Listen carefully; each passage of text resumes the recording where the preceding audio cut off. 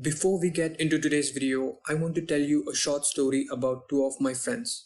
Both of them earned a really good salary, but one spent his money mostly on buying a house, a car, and then a bunch of other things, which were more of a liability than an asset. He used his money to live a pretty cool life. While the other friend, he spent his money buying several rental properties, making small real estate purchases. He struggled initially and did commit mistakes before he achieved his financial freedom at the age of 26. Yes, you heard it right. He was able to retire at the age of 26 and was able to get out of this rat race. And while working with him, I was able to get some cool experience in evaluating rental properties and were able to make some pretty good money for ourselves. One important thing I can't stress enough on is please hit the like button and subscribe to my channel so I can reach a wider audience and make more videos. It won't take more than 2 seconds and would really mean a lot to me if you can do this. So, I was saying if you ever come across an investment opportunity, doesn't have to be a rental property, you should be able to evaluate it and analyze it to see if it fits your expectations of making a return on your money.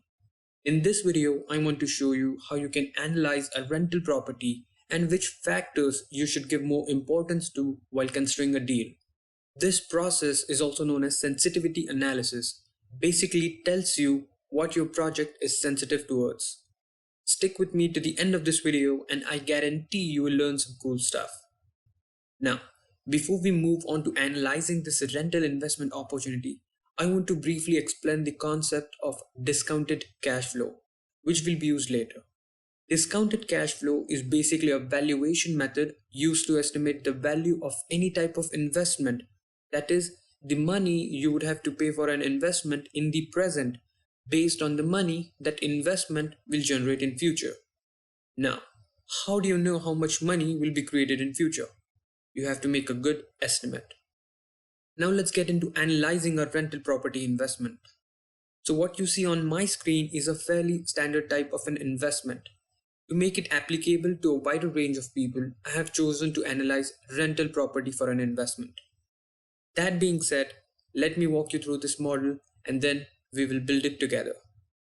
First, assumptions. Occupancy rate is basically how often the property will be occupied. I went online, gathered some info, and 60% is a good estimate. And remember, you should be conservative about these assumptions so that you don't overestimate your cash flow and make this deal look lucrative. That would be a big mistake. Then we are going to have a rent of $1,000 per bedroom for 4 bedrooms in total. However, we are going to charge extra during summertime, assuming this property is in an area where people would love to rent this place for summer vacation, and that amount is $2,000 per bedroom. These assumptions constitutes the income from the property. Assumptions that will cost us money are property tax rate, assessed value discount, market value of $1 million, and then these utility and maintenance bills. Now, as you can see, I have already gone ahead and calculated the revenue and the cost. Revenue is basically rent per room multiplied by total number of rooms. Cost, on the other hand, is maintenance cost per month plus market value multiplied by assessed value of discount multiplied by property tax rate. The reason I have not included the utility bills in the cost is because on this rental property, tenants will pay their utility as per their usage. But it's up to you as a landlord if you want to include it or not. Now, as you can see, the revenue and the cost for the summertime is a bit different. That's because I have increased the rent to $2,000. And I have included the utility bills in the cost, as people who come here for vacation are not going to pay these bills. And as you can see, the total revenue minus total cost for 1 year equal to $19,288 in free cash flow. And now, after calculating these numbers, we are ready to consider the scenario where we can find out if this $1 million market value of the property is worth to get $19,000 in free cash flow every year. And to know the answer to that, we are going to build a discounted cash flow model, the concept of which has already been discussed earlier in this video. Now, before we build the DCF model, we need to make a few more assumptions. In particular, the duration for which we want to hold on this property. So what I have shown in my model is we are going to keep it for 60 years and sell it in 61st year. In the year 0, I have shown a negative cash flow of $1 million, which is the market price for the property. Then in year 1, I have sell B3 linked to K14, which is our first year's free cash flow. Then for the remaining period, we are assuming land value of $650,000, rental increment and land appreciation of 4%. Next is the discount rate. There are two things to know when it comes to discount rate. First is that discount rate is higher when you're uncertain about future projections. It's lower when you're confident about the assumptions you're making. Second, discount rate depends on the alternative investment opportunity you might have. If you have an option where you can earn an 8% return on your investment, then that can be your discount rate. In our example here, to keep it neutral, I'm going with 6%.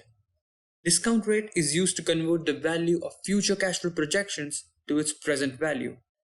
Basically, we are discounting those values, hence the name discounted cash flow. Now to calculate the projections for the remaining 60 years, we simply appreciate the initial value in B3 by 4%. Double click the cell in B4, so it gets autofilled for the remaining years. To calculate the future value of the land after 61 years, we have used the FV function, which basically appreciates the land value by 4% for 61 years. And as you can see, land value comes to $7 million from its $1 million of initial valuation, assuming structure itself has no value. And now that we have done all the hard work of calculating the cash flow projections, let's calculate the parameters that will help you decide if you should or should not pursue this project. First on the list is net present value, NPV. Honestly, this is one of the most important parameters anyone should focus on. To calculate the NPV, you can use the NPV function in Excel. All you need for this is discount rate in cell F5 and the cash flow projections we just calculated. And that's it. A positive NPV means you should pursue this project, and a negative NPV means it's a no-go. Now, let's consider a situation where we were able to negotiate the market price and bring it down to $900,000. You can see NPV becomes a positive number, and suddenly this project becomes a good deal. This is one of the major benefits of building a model like we have here. It helps you analyze the investment from several angles and can tell you what changes you need to do to make this a good deal for yourself. Let's bring back the market price to its original value. Second parameter to calculate is modified internal rate of return. You can calculate this using the MIRR function in Excel. To use this function, we need to know if we can reinvest the cash flow we are receiving from this project. I have chosen 4%, which is a very neutral value and can be achieved using bonds or mutual funds, etc. You can keep it 0 as well, but to be realistic, I have it as 4%. And as you can see, rate of return is 4.97%. Now that we have calculated the NPV and rate of return on the project, we know that for market price of $1 million, the project is not a good deal for us.